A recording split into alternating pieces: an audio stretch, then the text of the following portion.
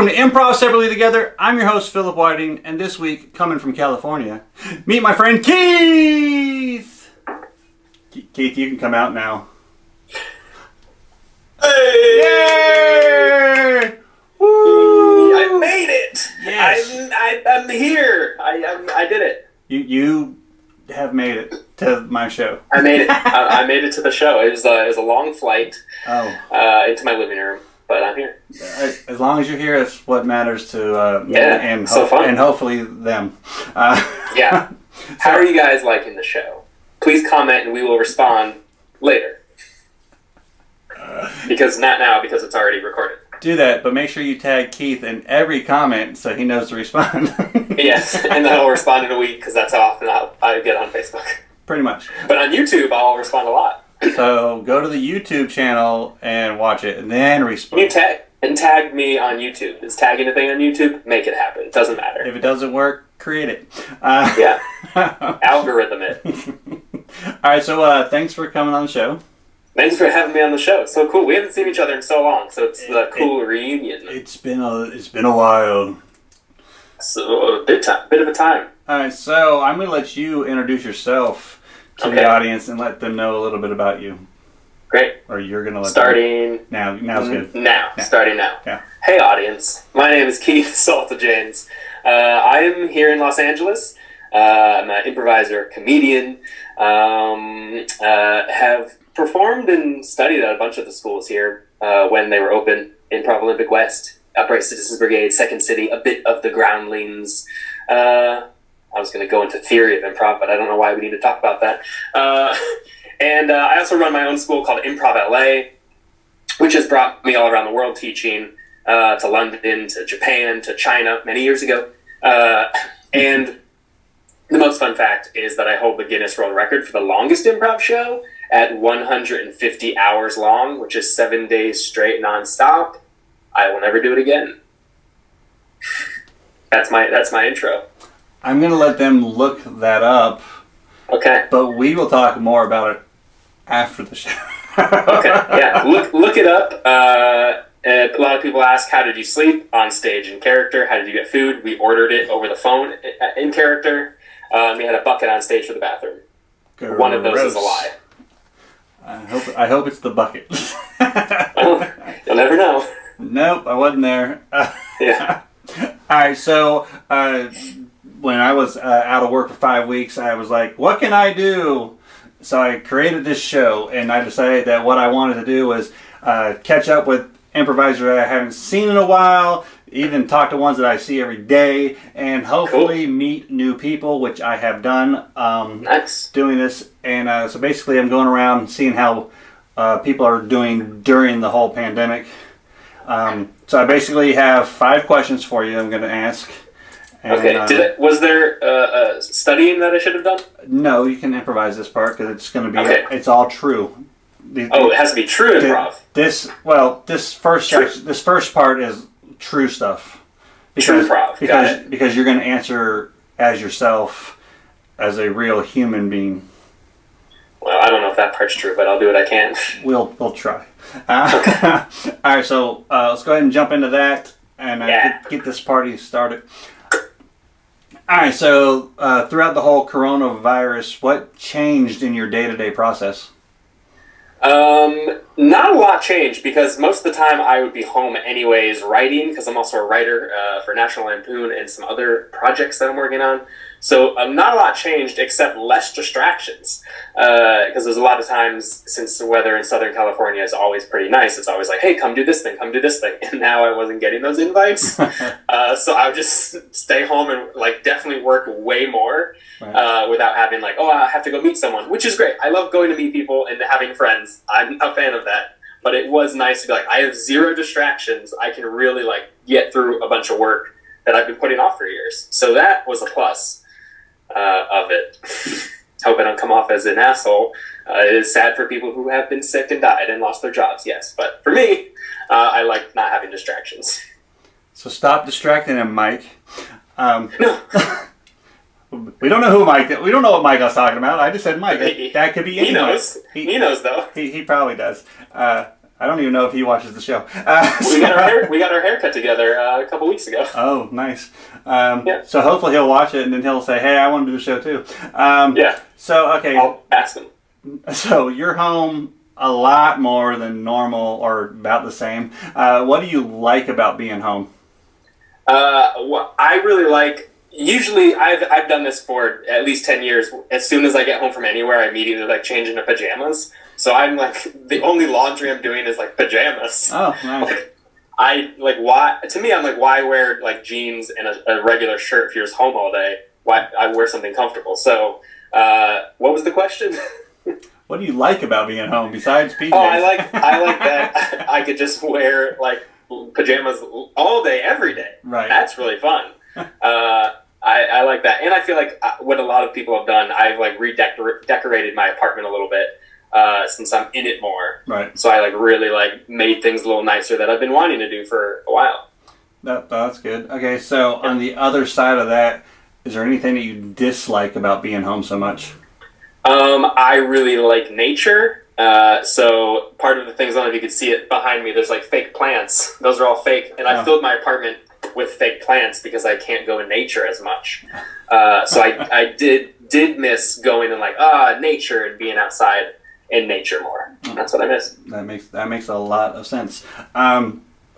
If you sat there and thought about the one thing you're missing more than anything during this time, what would that be? Hugging friends. I'm a big hugger, and even if I was to see someone, like when I saw Mike and we distantly got our hair cut, like there's no like, hey, what's up, man? Like there's no hugging. So that is like the number one thing that I miss. And who knows when hugging comes back, but hugging is my answer. I hear you, because like when you haven't seen someone in a long time, you're like, oh my gosh, and exactly. Yeah. Now it's like, oh my gosh, stay.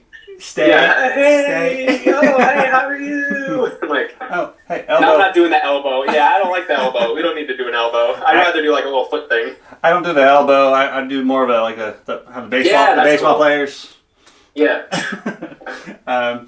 Okay, that makes sense. Okay, so I want you to see how a lot of things have started to open up slowly. What do you feel is the safest thing for you to go do?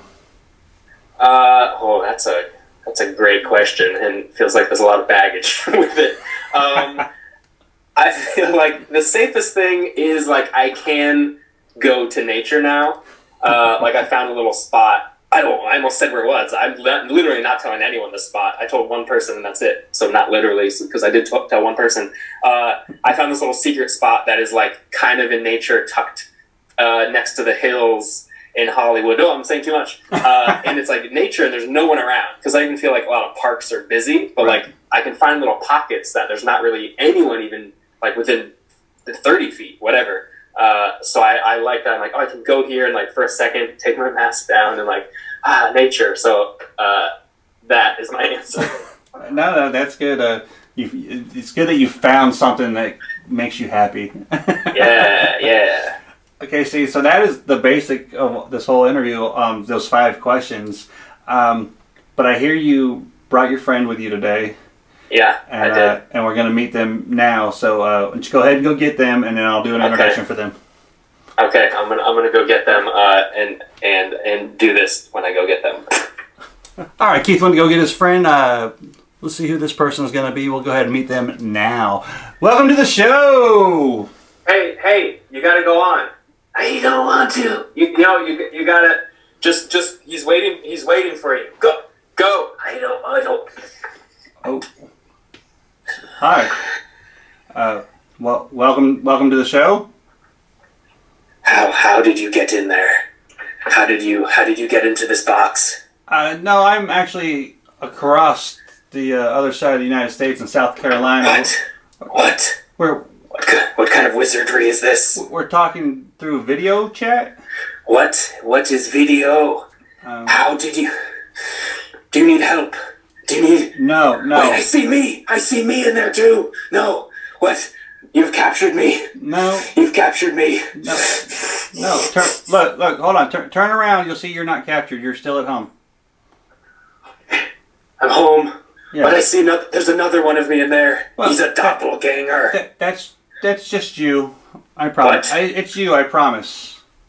You have doubled me? No, it's just regular you. But he looks darker and scarier. It's the angle. Like I'm And more talking. good looking. Like I'm talking to you here, but I'm recording a show here.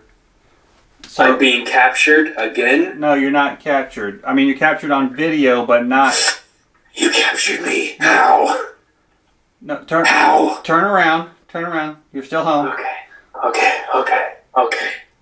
Just remember, you're completely safe. Okay. You are at home, Okay. and we're just talking one-on-one. Okay. Just you and me. And then I will be set free? Yes, after I ask you 5 questions. Okay, I will take your challenge, you wizard. All right. And I will get through with this challenge, and I will be free once again. Sounds amazing. All right, so I'm going to ask you the first question. You ready? Yes. Okay, so with this whole pandemic going on, what changed in your everyday process? What is pandemic? I've lived in a box for the last 12 years. I don't know what things are. So you don't know that there's a virus out there that is pretty dangerous? Like a movie? Like Resident Evil 1, I saw that one. Sure, but not quite as vicious. Oh, okay. Well, that doesn't sound so scary then. Well, a lot of people have died because of it. No, that's bad. Did Mila Jovovich come and save the day? Oh, no, it's not going to happen. Oh, well, someone should call her and have her put on the boots and stuff. Okay, so Did that answer the question? not at all. But you know what? We will move on to the next question. Okay, so we're moving. I don't want to move. I like my box. No, Please, can I go back in the box? Okay, so I got a question for you. What do you like about being in the box? Oh, box life. Yes, I like my 4 walls that look identical to my ceiling and floor. I like the little hole where I get fed food substances. And I like that I hear my voice muffled. It's not so loud. My voice feels so loud right now. It's why. Okay, so is there anything that you dislike about the box? I upgraded recently to a larger box. Right. And I can stretch my legs out, but I like that before my legs would cramp. The feeling of the cramping I miss. I miss the cramping in my legs, and I'd have to hit my legs until they'd uncramp, but now there's no cramping. Okay. All right. So you said you haven't been outside in how many years? I've lost count, but somewhere around 16. Okay, so somewhere between 12 and 16 years. Yes, maybe 12, maybe 16. Who knows? Okay. Do you remember how life was before the box and how you were free to run? Yes. Oh, I loved it. Okay. I loved it. Yes. Okay, well, I want to ask you a question from back then. Okay. From back then, what do you miss more than anything? Oh, I miss the Mila Jovovich movies where she would run with the boots and kill the virus. I miss those. The Resident Evil movie. Oh, I would watch many times over and over. And also being in a box has made me not know where I'm from, and my accent changes because of it, because I hear no other people. So sometimes my voice sounds one way, and sometimes it sounds another way. But Mila Jovovich, that's what I miss. Gotcha. Okay, so I'm going to ask you a question. If you were to be able to be free again... No. Box life. Only box life. No. I'm talking about going back to how it was before. When you were happy before box. Okay, Mila Jovovich. If you were to go back to that type of day, besides watching the movies, what would be the first thing you would go do? I would probably sit down in the living room and put cardboard on my right and cardboard on my left, front and back, and top and bottom, and just live. So you would just stay the same? But in a maybe different location, but still cardboard around me. Okay, I see. You like the way things are now. You're more comfortable. It's just the world. When you leave the Mila Jovovich movie, Yes, it's scary. The movie's scary, but the outside world, it's loud, and there's people, and there's animals, and there's trees that move. Why? In a box, there's none of those things. We don't need them. We don't need them. There's too much. It's too scary. Okay. Well, I'm gonna go ahead and release you from the interview. And, back to the box. And you are able to go back to the box now. Thank you, sir. Thank you for your service. Thank you for giving me the box. Thank you. You're welcome. If can I have one request? Yes. Please send packing tape so I never have to be removed from the box again. Packing tape. Okay. Check. Okay. Do me a favor and yes. And tell Keith to come back. Okay. I tell him. All right. Okay. You're done? Yeah. Please send me back to the box. Send me back. Okay, just go. Okay, you didn't mention the box on there, did you? No. Just go back. Let's go back to the box. Okay, he's not supposed to mention the box at all. I told him if he wanted to see that, he can only talk about Resident Evil. Hey! Hey! How are you? Cheers! Cheers. Hi. That was an interesting interview. Oh yeah, he loves Resident Evil, and everything else he said is not true. Oh, perfect. I was worried it was, but I know you. I don't know him, so I'll go with what you said. Yeah, exactly. Okay. So now comes the part where we play a lightning round. Yes. Ooh. So basically, I'm going to ask you 5 quick questions that only have 1 or 2 word answers, okay.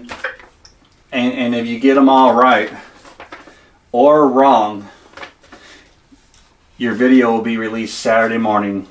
Whoa. So what if I get them neutral? Your video will still be out Saturday morning. Okay, great. I'm going to do well. Unless I mess up like I did with Gordon's, and I went to work and I went, crap, I forgot to release the video. So it got released that night. But Saturday, it'll be released.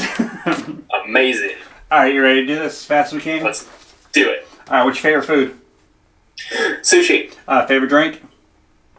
Iced tea. Favorite place to visit? Tokyo. Favorite movie? The Blues Brothers. And on a scale of 1 to 10, how fun is this interview? Is 10 good or is 10 bad? 10's good? I'm going to say 11. Yes! Yes. You had me worried there. I was like, well, is it going to be a bad number or a good number?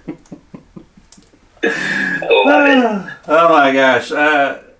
Thank you so much for coming on the show. Thanks. It's super fun. It's been a blast.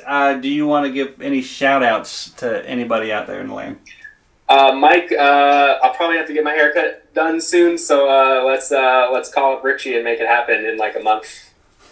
That's my shout out. All right, there you have it, Mike. Call him. Yeah. All right, I'll go ahead and do this outro, and I'll be right back with you. Okay. Oh yeah. Hey, thank you for watching this week's episode. Remember, when you're out there in the grocery stores and whatnot, tell those people thank you that have been working this whole time to keep things on the shelf for you.